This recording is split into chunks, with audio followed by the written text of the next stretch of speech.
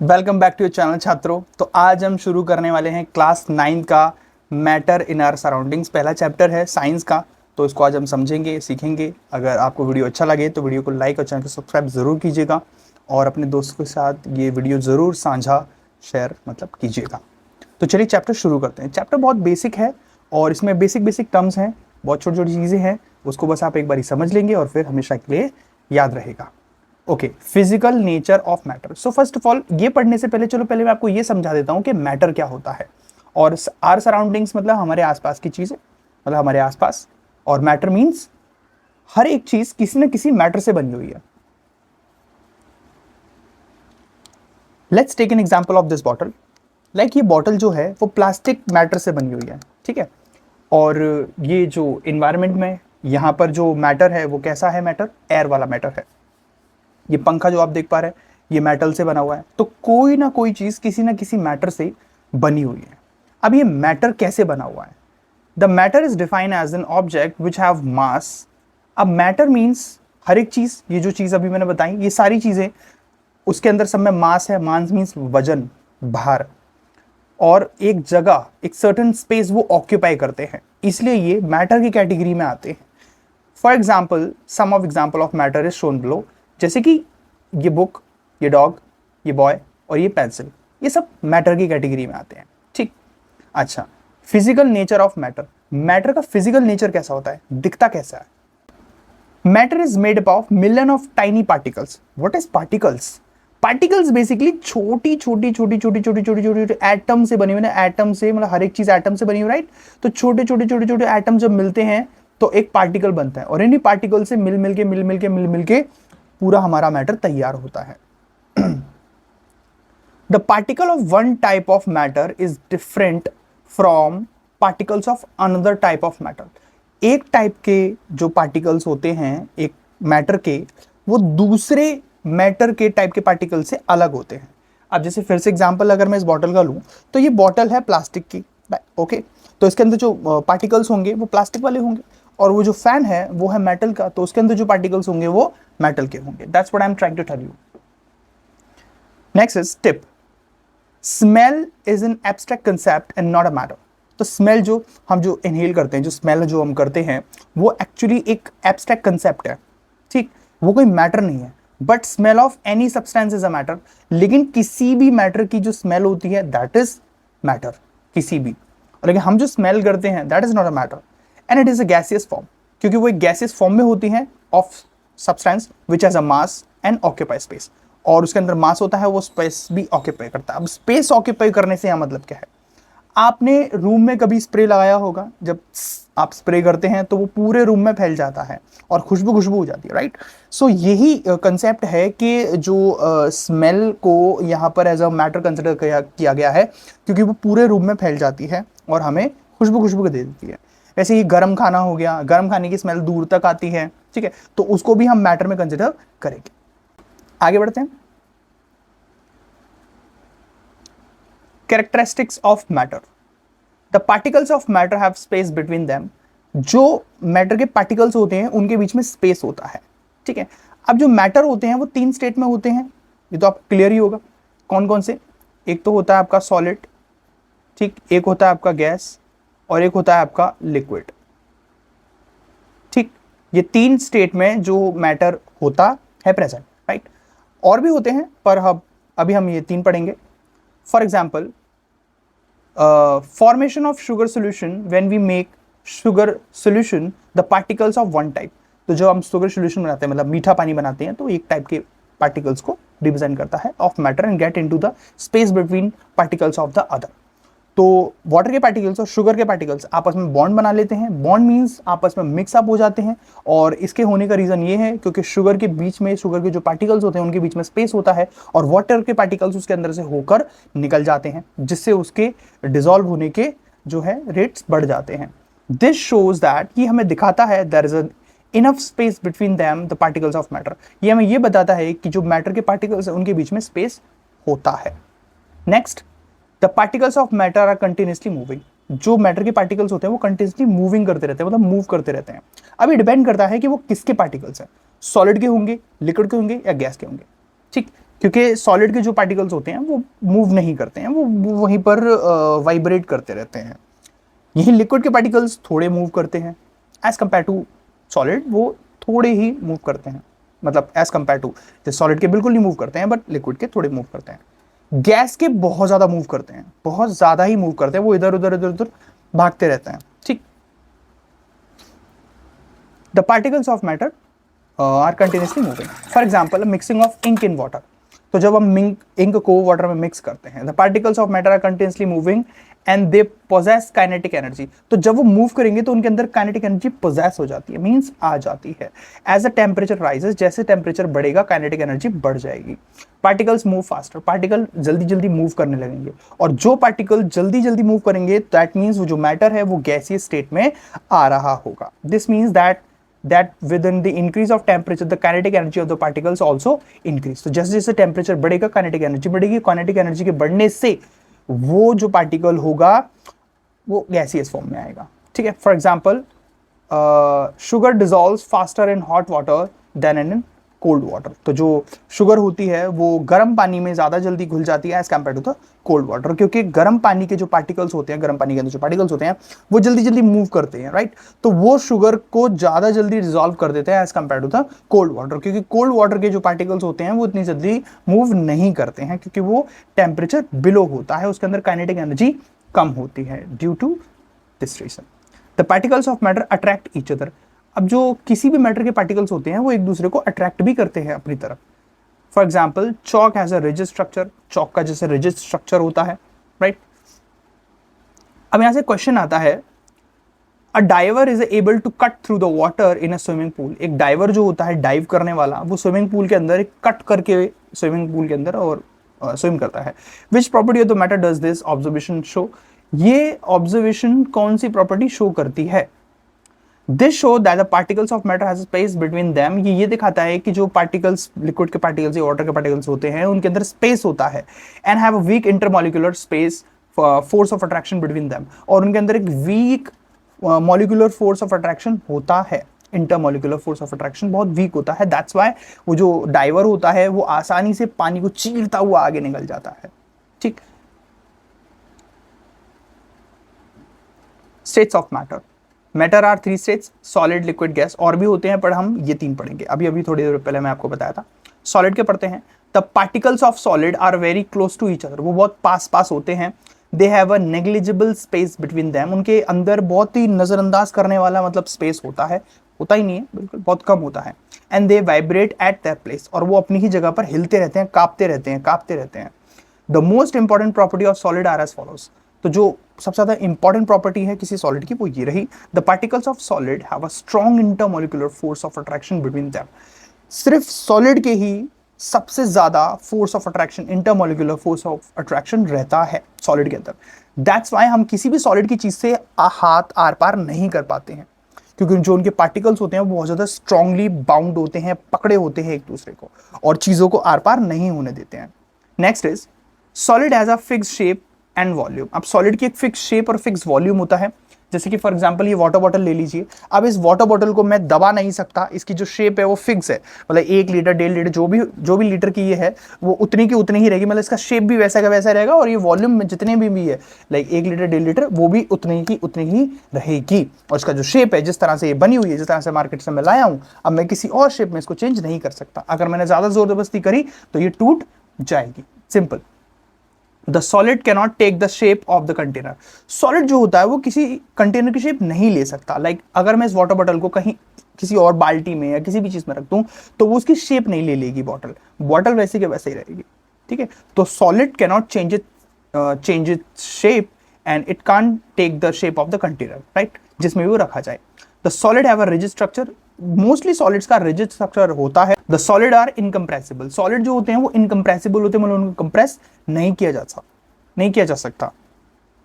Okay, special case क्या होता है, जैसे कि sponge is a tiny holes which traps the air. अब स्पॉन्ज जो होता है उसके अंदर टाइनी होल्स होते हैं जो कि एयर को ट्रैप कर लेते हैं अपने अंदर। And we compress it, but we compress it, लेकिन हम उसको कंप्रेस कर देते हैं, दबा देते हैं। It is actually expelling the air out. Actually वो एयर को बाहर निकाल रहा होता है। तो ये स्पेशल केस है जिसमें एक सॉलिड लाइक एक जैसे अभी अभी अभी हमने क्या पढ़ा, सॉलिड आर इनकम्प्रेसिबल, पर यहाँ पर वो कंप्रेस हो रहा है, मतलब वो दिखा रहे हैं कि एक स्पेशल केस है जिसमें एक सॉलिड कंप्रेस हो जाता है। सेकंड इज, अभी हमने बोला था solid can not change its shape, but यहाँ पर रबर बैंड जो है वो अपनी शेप चेंज कर देती है, stretching and can regain after removing the force, तो वापस वो वैसी हो जाती है जैसे जैसे हम उसको रिलीज करते हैं। तो next is, when we rotate the are glass the sound flows like a liquid, जैसे अभी अभी हमने पढ़ा कि solid can not flow like a liquid, मतलब वो लिक्विड की तरह रिएक्ट नहीं कर सकता, बट यहाँ पर हमारा जो सॉलिड है, मतलब इसके अंदर जो मिट्टी जो सैंड भरी हुई है, दैट इज बिहेव और रिएक्ट्स लाइक अ लिक्विड। अब लिक्विड पे आ जाते हैं। The particles of a liquid slightly far from each other, वो जो लिक्विड के पार्टिकल्स होते हैं वो थोड़ा एक दूसरे से दूर दूर होते हैं। So the force of attraction between them the particles are not so strong, वो इतना ज्यादा स्ट्रॉन्ग नहीं होता है, ठीक है। The particles can move freely, तो वो घूम सकते हैं इधर उधर आराम से, ठीक। They have the little space between them, उनके बीच में थोड़ा स्पेस होता है। So this gives us the most important properties of liquid which is are follows, तो इसलिए ये हमें एक मोस्ट इंपॉर्टेंट प्रॉपर्टीज लिक्विड की शो कराते हैं, देते हैं, विच इज जो क्या है, the particles of liquid have the intermediate intermolecular force of attraction between them, उनके बीच में लगभग फोर्स ऑफ अट्रैक्शन थोड़ा थोड़ा होता है पर ज्यादा नहीं होता। Okay, liquid has no fix shape, इसकी कोई फिक्स शेप नहीं होती, पानी को जिसमें डालोगे वो उसकी शेप ले लेगा यार, ये तो हम सबको पता है। बड़ा फिक्स वॉल्यूम, लेकिन उसका फिक्स वॉल्यूम होता है 1 लीटर तो 1 लीटर ही। Next is, liquid can take the shape of the container, liquid किसी भी शेप की कंटेनर, मतलब किसी भी कंटेनर की शेप ले सकता है। अगर आप एक वाटर बॉटल में पानी भर के और फ्रिज में जमाने के लिए रख दो तो वो उसकी शेप ले लेगा, अगर आप एक कंटेनर वैसे पतीले वगैरह में रख दो तो वो उसकी शेप ले लेगा, तो वो किसी की भी शेप ले सकता है। Liquid has no rigid structure, इसका कोई रिजिड स्ट्रक्चर नहीं होता, मतलब कोई खुदरा और कोई रिजिड स्ट्रक्चर इसका नहीं होता as compare to the solid. The liquid are incompressible, liquid जो होते हैं इनकम्प्रेसिबल, ऑलमोस्ट इनकम्प्रेसिबल होते हैं। Liquids can flow easily, liquid अच्छी बात है कि लिक्विड कैन फ्लो इजिली, मतलब आराम से वो बह लेते हैं, आराम से, आपने देखा होगा नदी वगैरह आराम से बह लेते हैं, ठीक है। अब क्वेश्चन ये आता है, liquid are generally have the lower density as compare to the solid, तो लिक्विड की जो डेंसिटी होती है वो सॉलिड के मुकाबले कम होती है। डेंसिटी मींस घनापन, कि वो कितने घने हैं। But you have must have observed that the ice floats on water, पर आप लोगों ने देखा होगा कि जो आइस होती है वो फ्लो कर जाती है, फ्लोट कर जाती है, मतलब पानी के ऊपर तैरती है। The ice is solid but it has a low density than water, ice भले ही सॉलिड है पर उसकी जो डेंसिटी होती है वो पानी से हल्की होती है, और जिस भी चीज की डेंसिटी पानी से हल्की होगी वो चीज तैरेगी ही तैरेगी, because of the cages like structure of ice, cage like structure होता है आइस का, उसकी वजह से। It has a lot of space between them, उनके बीच में बहुत स्पेस होता है, और ऊपर से एयर भी ट्रैप होती है, कुछ कुछ जैसे आइस होती है ना उसके अंदर एयर ट्रैप होती है। So it floats on water, तो इसलिए वो वाटर पे फ्लो करती रहती है। Next, gas. The particles of gas are very far from each other, वो बहुत ज्यादा दूर होते हैं, मतलब सॉलिड लिक्विड से भी बहुत ज्यादा। The force of attraction between the particles are weak and a particles can move freely in all direction, उसके जो इंटरमोलिकुलर स्पेस होता है, इंटरमोलिकुलर अट्रैक्शन होता है, फोर्स ऑफ अट्रैक्शन, वो बहुत ज्यादा वीक होता है as compare to the solid and liquid, तो वो कहीं भी फ्रीली मूव कर जाते हैं। इसलिए हम एयर के अंदर से आराम से हाथ आर पार कर जाते हैं, क्योंकि उनके पार्टिकल्स के बीच में बहुत स्पेस है। जैसे अब मैं जो हाथ इस तरह से घुमा रहा हूं ना, तो आराम से घुमा पा रहा हूं, क्यों? क्योंकि यहाँ पर एयर है, और एयर के अंदर जो इंटरमोलिकुलर जो फोर्स ऑफ अट्रैक्शन है वो बहुत ज्यादा वीक है। तो डेफिनेशन है सिंपल सी, they have the lot of space between them, so this gives us the most important property of the gas, which is as follows: the particles of gas have the weak intermolecular force of attraction between them, उनके बीच में बहुत weak force of attraction होता है intermolecular। The gas has neither a fix shape, ना इसके कोई fix shape होती है, नीदर अ फिक्स्ड वॉल्यूम, ना कोई फिक्स वॉल्यूम होता है। जैसे हमने कोई धूप बत्ती जब हम लगाते सुबह पूजा करते हैं, तो पूजा में हम देखते हैं कि धूप बत्ती से जब धुआं निकलता है तो उसकी कोई फिक्स शेप नहीं होती, मतलब किसी शेप में नहीं निकलता है वो, और ना उसका फिक्स वॉल्यूम होता है, like 1 kilo 2 kilo 3 kilo 1 litre 2 litre या ऐसे करके, तो उसको कोई फिक्स शेप भी नहीं होता है, ठीक है, ये पॉइंट हो गया। The gas has take the shape of the container, the gas can take the shape of the container, gas किसी कंटेनर की शेप ले सकती है। Okay, the gas has no rigid structure, इसका भी कोई रिजिड स्ट्रक्चर नहीं होता as compare to that. Okay, किसका नहीं होता? गैस का नहीं होता, लिक्विड का नहीं होता, सिर्फ सॉलिड का रिजिड स्ट्रक्चर होता है, ऐसे ध्यान रखना है आपको। गैस कैन फ्लो इजिली, जैसे कि लिक्विड कैन फ्लो इजिली, वैसे ही gases also can flow easily, but solid can not. अब ये एक फ्लो चार्ट है, आप इसको देख के समझ सकते हैं। इंटरमोलिकुलर स्पेस स्ट्रॉन्ग, इंटरमीडिएट मतलब लगभग लगभग, और इसमें बहुत ज़्यादा वीक। फिक्स शेप किसकी है? सॉलिड की फिक्स शेप है, लिक्विड और गैस की नहीं है। फिक्स वॉल्यूम किसका है? सॉलिड का है, लिक्विड का है, गैस का कोई फिक्स शेप फिक्स वॉल्यूम नहीं है। Take the shape of the container, कौन किसी कंटेनर की शेप ले सकता है? तो वो सॉलिड लिक्विड की ले सकता है और गैस ले सकती है, सॉलिड नहीं ले सकते। Rigid, compressible, fluidity. फ्लूइडिटी मतलब बहना, कौन बह सकता है? तो सॉलिड नहीं बह सकता, लिक्विड बह सकता है और गैस भी बह सकती है। बहने का मतलब है जैसे हम अगरबत्ती, फिर से बोलता हूँ, अगरबत्ती धूपबत्ती लगाते हैं तो वैसे बहती है ना, ऐसे करके इधर उधर उधर निकल जाती है, तो इसी को बोलते हैं फ्लूइडिटी, जब वो कोई फ्लूइड कोई बहता है ऐसे करके। इसके बाद this is a process, this is a kind of phenomena which is called a diffusion.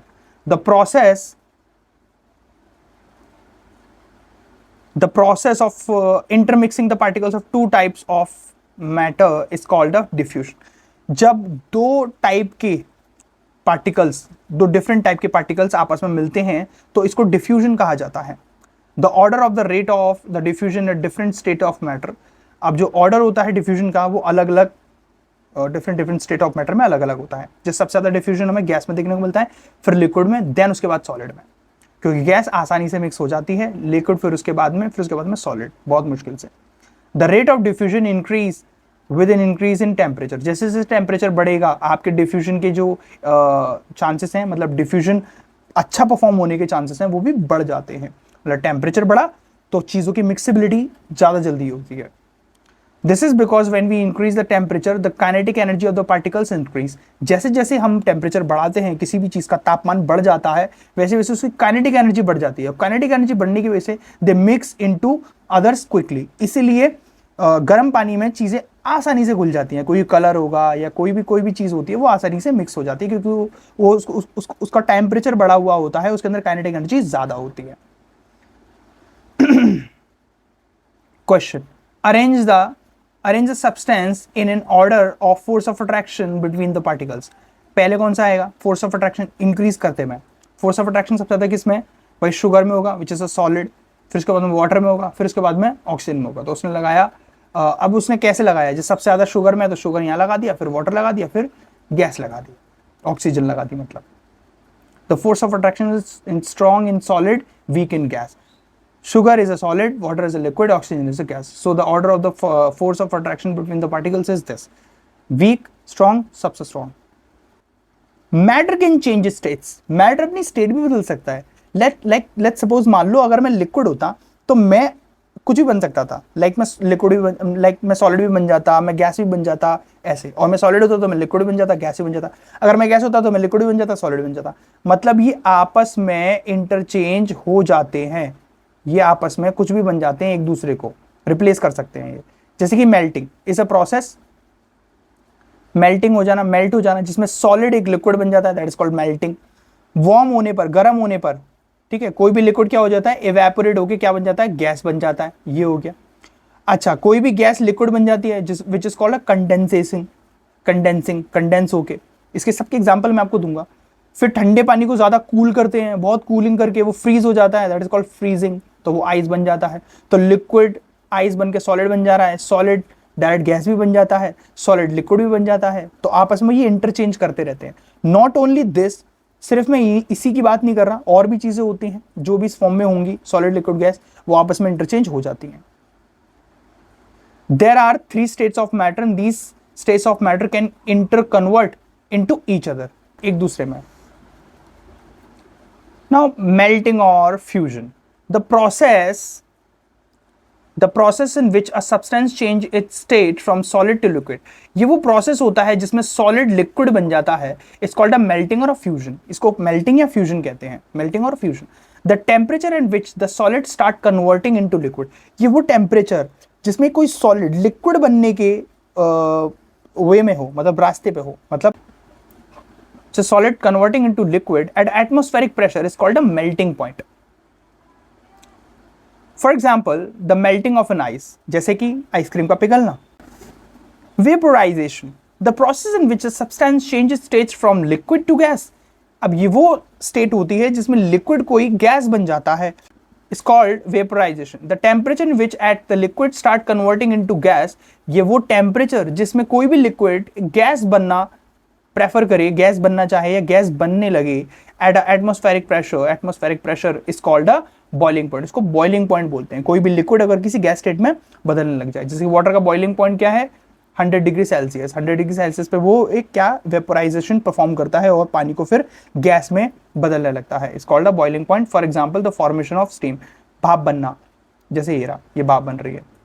Freezing और सॉलिडिफिकेशन, जिसमें कोई भी लिक्विड होता है वो सॉलिड बनता है. In the process in which the substance changes states from the liquid to solid बनना. जैसे हम अपने घरों में जैसे आइस वगैरह जमाते हैं ना, सिंपल गर्मियों के महीने में, इट्स कॉल्ड सॉलिडिफिकेशन. उसको सॉलिडिफिकेशन ऑफ फ्रीजिंग बोलते हैं. For example the formation of ice, बर्फ बनाना, ये बर्फ बनाना. इसके बाद sublimation the process in which substance changes states from the solid to gas, जिसमें कोई भी सब्सटेंस सॉलिड से गैस में बन जाता है. मतलब उसको सॉलिड से लिक्विड बनना चाहिए पर वो लिक्विड ना बन के डायरेक्ट गैस बन जाता है. Called a sublimation. For example the formation of dry ice. जैसे आप ये वीडियो देख रहे हैं ड्राई आइस की, तो इसमें क्या करते हैं, जैसे सॉलिड होती है वो ड्राई आइस, तो बिल्कुल अब वो डायरेक्ट क्या बन जाती है, गैस में बदल के उड़ जाती है.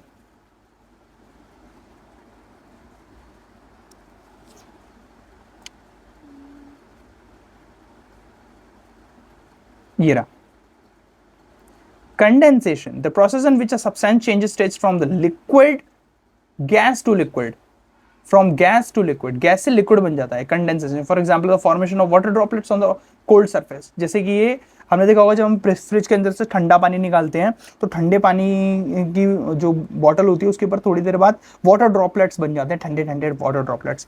बेसिकली ये होता है कि जब फ्रिज से निकालते हैं तो बाहर का जो टेम्परेचर होता है वो सडनली वार्म हो जाता है और उस वार्म टेम्परेचर को कूल डाउन करने के लिए जो बॉटल होती है वो ड्रॉपलेट्स क्रिएट कर देती है और एक कंडेंसेशन प्रोसेस क्रिएट हो जाता है और बाहर के वार्म एटमॉस्फेयर की वजह से वाटर के ड्रॉपलेट्स बॉटल के ऊपर फॉर्म हो जाते हैं. Deposition, the process in which a substance change its states from the gas to solid, जिसमें गैस से सॉलिड में आ जाती है. It's called a deposition. For example the formation of frost on the leaves. Winters के समय पर जब बाहर विदेशों में ऐसे फ्रॉस्ट आ जाते हैं, मतलब ऐसे जम जाते हैं, ऐसे छोटे छोटे ये आ जाते हैं, इसको बोलते हैं हम डिपोजिशन, मतलब डिपॉजिट हो जाना. इफेक्ट ऑफ टेम्परेचर, टेम्परेचर कैसे इफेक्ट डालता है. When in temperature of the matter is increased, जब भी किसी मैटर का टेम्परेचर बढ़ेगा ना उसकी काइनेटिक एनर्जी भी बढ़ेगी for the particles of the matter. ठीक है, also increase due to the increase of kinetic energy. अब काइनेटिक एनर्जी, उसके पार्टिकल्स की काइनेटिक एनर्जी बढ़ने की वजह से the particles of matter start vibrating, तो वाइब्रेट करने लगेंगे, हिलने लगेंगे. अब भाई जैसे हमें अगर कोई गर्म करेगा, ठीक है, हमें किसी आग में रख दे, किसी आग पे रख दे, तो हम भी उछलने लगेंगे, कूदने लगेंगे, हम भी वाइब्रेट करने लगेंगे, right, with the greater speed and move freely. और फिर वो पागल हो जाते हैं, इधर उधर भागने लगते हैं बिल्कुल particles. When the temperature of the matter is decreased, जैसे जैसे टेम्परेचर डिक्रीज होता है, the kinetic energy of the particles matter is also decreased, तो वो भी डिक्रीज होने लगती है जैसे जैसे मैटर की जो टेम्परेचर होता है वो गिरने लगता है. तो due to the decreasing in the kinetic energy the particles of matter start coming closer, तो वो पास पास आने लगती है, जिससे उनको ठंड लगने लगती है. बेसिकली जैसे हमें ठंड लगती है सर्दी के मौसम में, तो हम ऐसे पास पास आ जाते हैं ना अपने दोस्त के दम ठंड में, तो वैसे ही जो पार्टिकल्स होते हैं वो भी पास पास आने लगते हैं. सिंपल सा. कैसे, जब टेम्परेचर गिरेगा, बेसिकली टेम्परेचर गिरेगा तो ठंड बढ़ेगी, राइट, ऐसे समझ लो आप. Due to the decrease of kinetic energy the particles of matter start coming closer and developing strong intermolecular vibration, तो वो स्ट्रॉन्ग इंटरमोलिकुलर वाइब्रेशन क्रिएट करते हैं. जैसे जैसे टेम्परेचर गिरता जाएगा वो चीज सॉलिड होती जाएगी और सॉलिड होने पर ऑफ कोर्स उनके बीच में स्ट्रॉन्ग इंटरमोलिकुलर फोर्स बनेगा, क्योंकि अब वो एक सॉलिड स्टेट में जा रहे हैं. और सॉलिड की क्या प्रॉपर्टी अभी मैंने आपको बताई थी कि उनके बीच में इंटरमोलिकुलर स्पेस जो होता है वो बहुत ज्यादा होता है, मतलब फोर्स ज्यादा होता है. Hence the particles restricted there motion, तो वो अपने मोशन को रिस्ट्रिक्ट करते हैं, रोकते हैं. ठीक है, तो बस यही था इसका meaning, effect of temperature. Temperature का इफेक्ट ऐसे पड़ता है. The relationship of Kelvin and Celsius scales as shown below. तो Kelvin basically it is SI unit of the temperature, और केल्विन के अंदर 273.15 जोड़ने पर किसी भी सेल्सियस में हम केल्विन निकाल सकते हैं, और केल्विन के अंदर से 273.15 माइनस करने पर हम सेल्सियस में वैल्यू निकाल सकते हैं। सिंपल सी बात है। The concept of latent heat. What is latent heat? It is a heat required to disrupt the force of attraction between the particles of the matter and by keeping the temperature constant. Constant temperature को constant रखते हुए ये वो चीज है जिसमें एक force of attraction disturb होती है between the particles of the matter, उस मैटर के पार्टिकल्स के बीच की। The amount of heat energy that is required to change, अब ये वो हीट, ये उस अमाउंट की हीट होती है जो 1 kg सॉलिड को लिक्विड बनाने के लिए एटमॉस्फेरिक प्रेशर पर यूज की जाती है या यूज होती है कह सकते हैं। It melting point is known as the latent heat of fusion. इसके मेल्टिंग पॉइंट को लेटेंट हीट ऑफ फ्यूजन कहा जाता है। बेसिकली एक पॉइंट होता है जिसपे कोई भी कोई भी 1 kg का सॉलिड जो होता है वो लिक्विड में बदलने लगेगा, चेंज होने लगेगा। तो बेसिकली उसी को हम बोलते हैं लेटेंट हीट, ठीक, कि उस स्पेसिफिक पॉइंट की उसको हीट चाहिए, एनर्जी चाहिए। For example ice has a large latent heat of fusion then water. जैसे कि आइस की जो आइस की लार्ज लेटेंट हीट होगी as compare to the water, मतलब आइस जो होगी वो बहुत देर में मेल्ट होगी, फिर उसके बाद में गर्म होगी, फिर इवेपोरेट होगी। पानी जल्दी हो जाएगा क्योंकि ये ऑलरेडी ठंडी है, इसका टेम्परेचर बहुत ज़्यादा गिरा हुआ है। सो उसको बहुत ज़्यादा लेटेंट हीट, मतलब बहुत ज़्यादा क्या चाहिए होगी, इसको एनर्जी चाहिए होगी, एनर्जी चाहिए होगी इसको, बहुत ज़्यादा एनर्जी चाहिए होगी इसको। The amount of energy that is required to change the 1 mole of liquid into a gas at an atmospheric pressure at its melting point. Its melting point is known as the latent heat of vaporization. तो वो जो melt करने के लिए जो energy चाहिए होगी atmospheric pressure पर, melting point is known as, और वही मेल्टिंग पॉइंट मेल्ट करने के लिए is known as the latent heat of the vaporization. Vaporization melt करने के लिए। For example, the steam has high latent heat of vaporization than a boiling water. जैसे कि जो वेपोराइजेशन, जो स्टीम होती है, भाप होती है, उसकी जो लेटेंट हीट होती है वो ज़्यादा होती है as compare to the boiling water. मतलब हमें बॉइलिंग वाटर से इतना ज़्यादा नुकसान नहीं होगा जितना ज़्यादा हमें स्टीम से होगा, जितना ज़्यादा हमें भाप से होगा। Question, why steam cause severe burn then hot water? क्यों हमें स्टीम ज्यादा सीवियर बन देती है as compare to the hot water? देखा आ गया। The steam has a more heat then water. Steam के अंदर ज्यादा हीट होती है as compare to the water. This heat is called the latent heat of vaporization. इसी हीट को लेटेंट हीट ऑफ वेपोराइजेशन कहते हैं, जो कि पानी के मुकाबले बहुत ज्यादा होती है। And that is why steam burns more then a hot water. इसलिए वो हमें पानी से ज्यादा नुकसान देती है। इफेक्ट ऑफ प्रेशर, प्रेशर भी इफेक्ट डालता है। The gases have the most space between their particles and solid have the least, so solid and liquid are incompressible. इसीलिए solid और liquid incompressible होते हैं, मतलब उनको compress नहीं कर सकते। And have the negligible effect of the pressure change on their change in states. तो उनके अंदर जो negligible होता है, have the negligible effect of the pressure, तो इनके ऊपर ज़्यादा effect नहीं पड़ता change on their change in states, उनके state change होने में। Pressure, when the pressure of the gas increase, जैसे ही गैस का प्रेशर इंक्रीज होगा, the kinetic energy of the molecule is decrease. लेकिन मॉलिक्यूल की जो काइनेटिक एनर्जी वो डिक्रीज हो जाएगी, ठीक, प्रेशर पड़ेगा तो उस पर। And the speed of the molecule are also decrease, और जो मॉलिक्यूल की स्पीड होती है वो भी डिक्रीज हो जाएगी। The molecule starts coming closer, तो वो पास पास आने लगेंगे to each other and the developing a strong force, और पास पास आके बहुत स्ट्रॉन्ग फोर्स बनाने लगेंगे। Coming close to each other and developing a strong force of attraction between them, और अपने बीच में बहुत स्ट्रॉन्ग फोर्स ऑफ अट्रैक्शन अपने बीच में बनाने लगेंगे। The most important application of the phenomena of the formation of LPG and CNG, मतलब liquefied petroleum gas और सीएनजी, कंप्रेस नेचुरल गैस, ये इसके एग्जांपल हो सकते हैं। They are mixture of hydrocarbons, ये हाइड्रोकार्बन्स के मिक्सचर होते हैं, which are filled in a small container at high pressure. तो वो स्मॉल कंटेनर्स में हाई प्रेशर पे इनको फिल किया जाता है। जब हम इसको दबाते हैं तो बहुत स्पीड में निकलते हैं, मतलब इनके ऊपर इतना प्रेशर होता है कि ये जो अपना प्रेशर होता है ये उसके कंटेनर की बाउंड्रीज पे एक्सर्ट करते हैं, बहुत ज़्यादा बाहर निकलने की कोशिश करते हैं। इसलिए जब हम हल्का सा दबाते हैं तो इनको जैसी जगह मिलती है जहाँ से, वहीं से ये निकलते हैं बहुत स्पीड में, ठीक है। तो इसका एक एग्जाम्पल उन्होंने यहाँ ये दे रखा है। Evaporization, evaporization is the process in which a liquid state change to gas, जिसमें लिक्विड गैस में बदल जाता है। The stage when it is heated at any temperature below its boiling point. इसके बॉइलिंग पॉइंट से नीचे किसी भी उस पर अगर हम इसको गर्म करें तो वो इवेपोरेट होता है। अरे चाय बनाते हैं यार, हम जब चाय बनाते हैं तो देखा है चाय के ऊपर आप ऐसे पतीला, मतलब पतीला नहीं, कोई प्लेट वगैरह आप रख लीजिएगा, आप देखेंगे कि आपकी जो प्लेट है वो गीली हो गई होगी, मतलब उसके अंदर वाटर ड्रॉपलेट्स स्टोर हो गए होंगे, कलेक्ट हो गए होंगे। तो बेसिकली वो पानी जो है वो आपकी चाय का ही है जो इवेपोरेट हो रहा है due to the increasing of the temperature. Temperature increase होने से उसके अंदर काइनेटिक एनर्जी इंक्रीज हो गई, और काइनेटिक एनर्जी इंक्रीज होने की वजह से उसके अंदर के पार्टिकल्स इधर उधर भाग रहे हैं, और भागने की वजह से वो गैसियस फॉर्म में आ रहे हैं क्योंकि उसका टेम्परेचर इंक्रीज हो रहा है। पार्टिकल्स इधर उधर भागेंगे, किसके भागते हैं? एग्जैक्टली गैस के। The factors of affecting evaporation, कैसे कैसे फैक्टर्स होते हैं जो इवेपोरेशन को अफेक्ट करते हैं? सरफेस एरिया इफेक्ट करता है। The rate of evaporation increase with increase in the surface area. अगर किसी चीज का सरफेस एरिया बढ़ गया तो उसका इवेपोरेशन रेट भी बढ़ जाता है। For example, the water on the road drips up quickly as compare to the water in the pothole के अंदर जो पानी होता है वो सड़क पे पड़े हुए पानी के मुकाबले कम इवेपोरेट होता है और सूखता है, जबकि सड़क पे पड़ा हुआ पानी ज्यादा जल्दी सूख जाता है।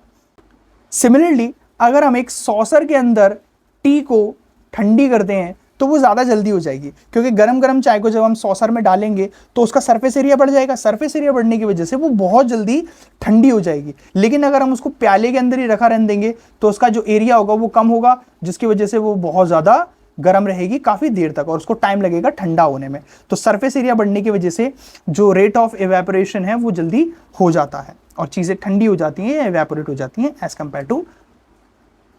इसके बाद temperature, increase in the temperature will increase the rate of evaporation. For example, wet clothes dry quickly in hot summer than in winter. कि जो हमारे कपड़े होते हैं वो हॉट समर में ज़्यादा जल्दी सूख जाते हैं as compare to the winter, क्योंकि विंटर के अंदर ह्यूमिडिटी हमारे एटमॉस्फेयर में बहुत ज़्यादा होती है, जिसकी वजह से हमारे आसपास के जो टेम्परेचर होता है वो बहुत ज़्यादा नीचे होता है, डिक्रीज होता है, मतलब नीचे होता है, जिसकी वजह से इवेपोरेशन अच्छे से परफॉर्म नहीं हो पाता और हमारे कपड़ों को सर्दियों में सूखने में बहुत टाइम लगता है। यहीं पर हमारा जो समर के दिनों में जो डेज होते हैं उसके अंदर हमारे जो टेम्परेचर होता है भगवान सूर्यदेव की वजह से बहुत ज़्यादा हाई होता है, तो जिसकी वजह से हमारा जो एटमॉस्फेयर होता है उसके अंदर ह्यूमिडिटी, उमस या कह सकते हैं नमी कम होती है, जिसकी वजह से कपड़े हमारे चुटकियों में सूख जाते हैं। Wind speed, increase in the wind speed will increase the rate of the evaporation. For example, अगर विंड स्पीड बढ़ गई तो उससे इवेपोरेशन प्रोसेस भी बढ़ जाएगा। Wet hair dries quickly when you blow dry it, blow dry it. अगर हम उसके अंदर हमारे बालों में जब हम ब्लोअर मारते हैं तो वो ज़्यादा जल्दी सूख जाते हैं, या हम बालों को खुला रखकर जब हम पंखे में बैठते हैं तो पंखा उनको बालों को जल्दी सुखा देता है जब महिलाएं बैठती हैं, राइट। लेकिन अगर वो बाल बांध के बैठेंगी तो क्या है, बालों के अंदर हवा ठीक से नहीं जाएगी, मतलब विंड की स्पीड कम रहेगी, वो सारी चीज़ें मतलब कॉमन सेंस, तो बाल जल्दी नहीं सूखेंगे। ऐसे ही the increase in the wind speed, तो जैसे जैसे अगर विंड स्पीड बढ़ जाती है तो इवेपोरेशन भी बढ़ जाएगा। Humidity, increase the humidity will decrease the rate of evaporation. Humidity, अभी थोड़ी देर पहले मैंने बोला उमस अगर बढ़ेगी तो इवेपोरेशन प्रोसेस धीमा हो जाएगा और चीज़ें इवेपोरेट ठीक से नहीं हो पाएंगी, पानी है जो भी लिक्विड है जो भी चीज़ है। For example, drying your wet clothes on a hot humid day takes a lot of time to dry them on a hot dry day. किसी हॉट ड्राई डे में कपड़े सुखाना या किसी ऐसे ह्यूमिड डे में कपड़े सुखाना, दोनों में कितना अंतर है। ह्यूमिड डे में जब आप कपड़े सुखाते हो तो वो बहुत ज़्यादा टाइम लेता है, क्योंकि एटमॉस्फेयर एकदम ह्यूमिड हो चुका होता है, एकदम नमी होती है उसके अंदर। और हॉट ड्राई डे होता है, सूखा गर्म दिन होता है, उसमें क्विक बहुत जल्दी सूख जाते हैं कपड़े, तो ह्यूमिडिटी भी अफेक्ट करती है। Cooling effect, the particles of liquid needs a certain energy. Liquid के जो पार्टिकल्स होते हैं उसको एक सर्टेन एनर्जी चाहिए होती है, so that the particles take this energy from the surroundings. इसलिए वो अपने सराउंडिंग से एनर्जी क्रिएट लेते हैं and make the surroundings cooler, और इसलिए वो सराउंडिंग्स को कूल कर देते हैं। ये पानी के अंदर प्रॉपर्टी होती है ना। So this is called the cooling effect of evaporation. इसको कूलिंग इफेक्ट ऑफ इवेपोरेशन बोलते हैं। अब इसका फिनोमेना देखो। The common application of cooling effect of perspiration, जिसे हमें पसीना आता है। तो जब यहाँ से पसीना बहता है तो जब हमें हवा लगती है तो हमें ठंडा ठंडा लगता है, राइट, क्योंकि यहाँ पर जो पानी आता है, मतलब जो हमारा पसीना आता है, तो बेसिकली वो क्या करता है, वो हमारे स्किन से जितना भी जो हॉट जो हमारी स्किन हो रही होती है उससे सब गर्मी खींच लेता है, और जब उसमें हवा लगती है तो उसको एक कूलिंग इफेक्ट प्रोवाइड कराती है। जैसे ही जब हम पानी से नहाते हैं तो वो सराउंडिंग से, मतलब हमारी बॉडी से जितनी भी गर्मी होती है वो सब खींच लेती है, but just for a while, थोड़ी ही देर के लिए ऐसा होता है। Because of the same reason, we wear a cotton clothes during the summer, as a cotton absorbs a wet, absorbs sweat and quickly and expose them to the atmosphere for a easy evaporation. तो इसलिए हम cotton के कपड़े पहनते हैं, ताकि cotton के कपड़े पहनने से जो हमारा पसीना है वो उसके अंदर आ जाए, और कॉटन उस पसीने को ज़्यादा जल्दी इवेपोरेट करके उड़ा दे, और हमें गर्मी ज़्यादा ना लगे। इसलिए हमें गर्मियों के मौसम में कॉटन क्लोथ्स पहनने चाहिए। Example, explain why does a desert cool better on a hot dry days, कि कैसे एक जो डेजर्ट कूलर होता है हमारे घर में लगा रहता है वो कैसे हॉट ड्राई डेज में एक मतलब एक कूलिंग का बेटर ऑप्शन होता है। The outer wall of the cooler is sprinkled by water constantly, तो जो बाहर की जो आउटर वॉल्स होती हैं कूलर की, उस पर स्प्रिंकल्ड होता रहता है पानी कंटिन्यूसली, उसमें साइड्स में घासें वगैरह लगी होती हैं, which evaporates due to hot dry weather, जो हॉट ड्राई वेदर को इवेपोरेट करता है, जो अंदर का जो एटमॉस्फेयर है कूलर के अंदर का जहां मोटर लगी हुई है उसको वो ठंडा कर देता है। This is because the cooling of air in which the inside the cooler the fan send this cool air, तो वो जो फैन होता है अंदर की कूल एयर को बाहर फेंकता है इनसाइड द रूम, जिससे हमें ठंडा ठंडा लगता है। यहीं अगर जब पानी बंद हो जाता है तो कूलर जो होता है गर्म गर्म हवा फेंकने लगता है, फिर बंद करने का मन करता है।